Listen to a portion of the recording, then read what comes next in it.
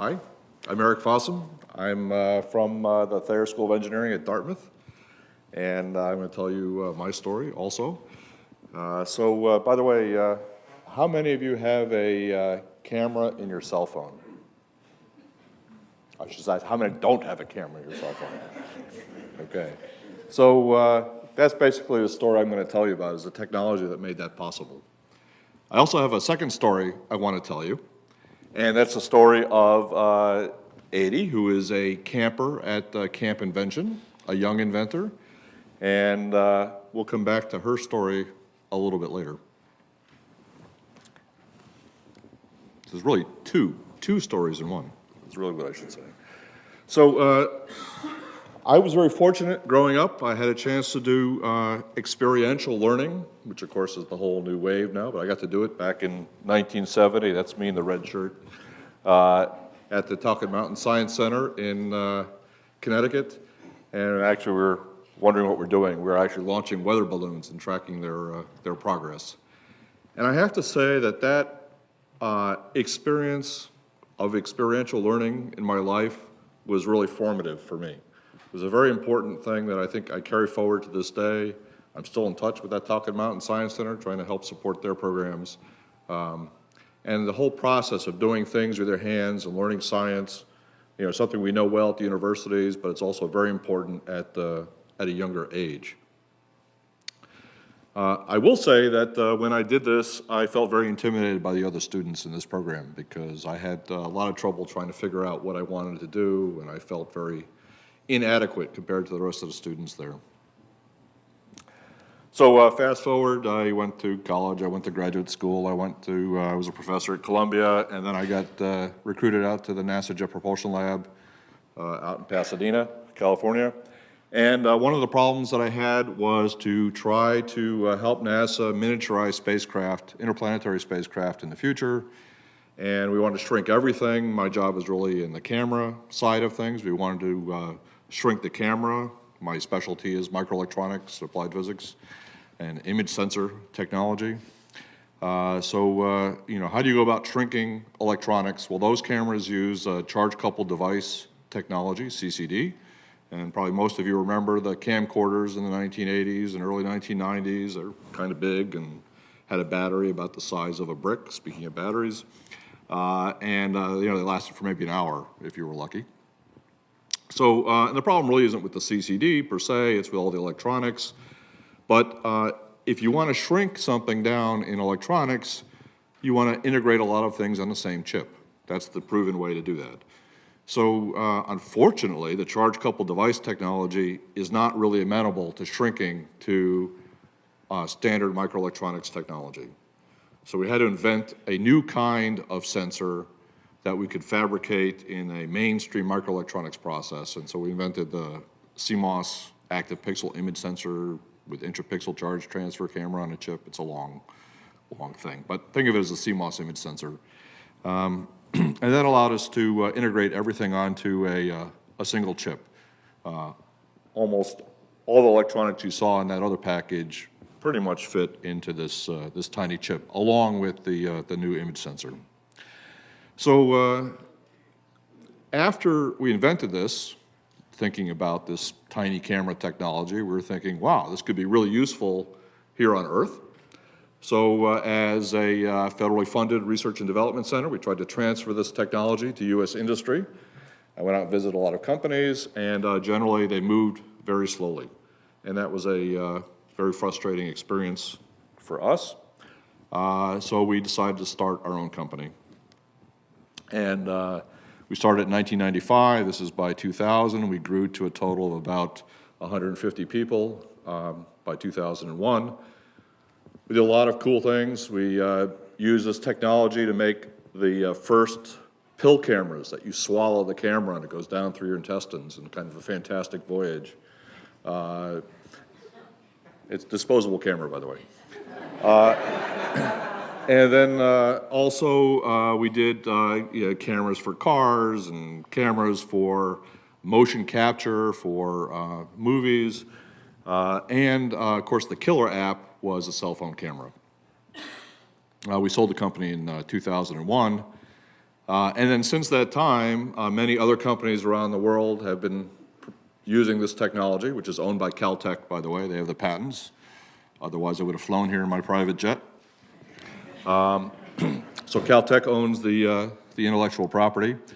And thousands of engineers across the planet over the last 15 years or something have really continued to improve this technology so that every one of you has that technology in your cell phone today. You probably have multiple cameras that use the CMOS image sensor technology.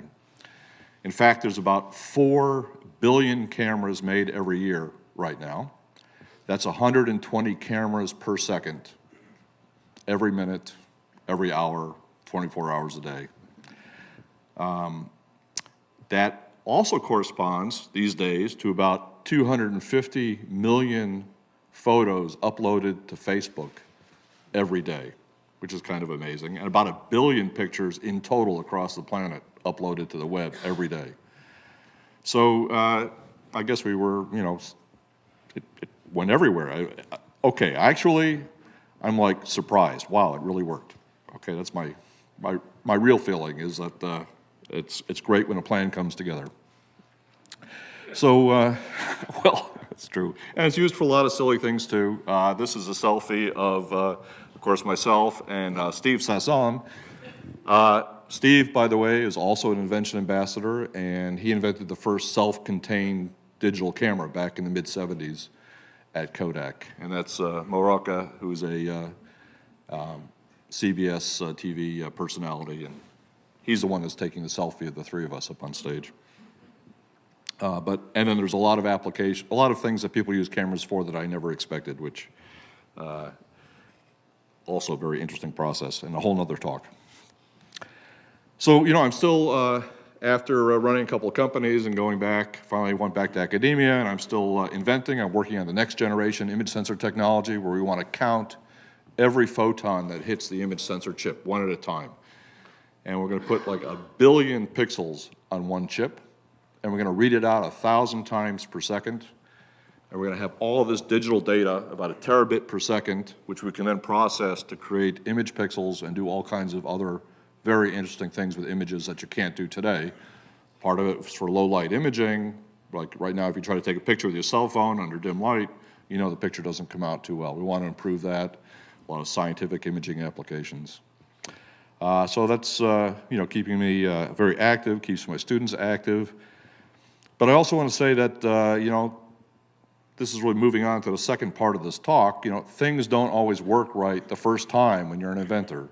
Okay, this is a very important part of almost every inventor's story, is struggling with failure, dealing with the setbacks, and moving forward anyway.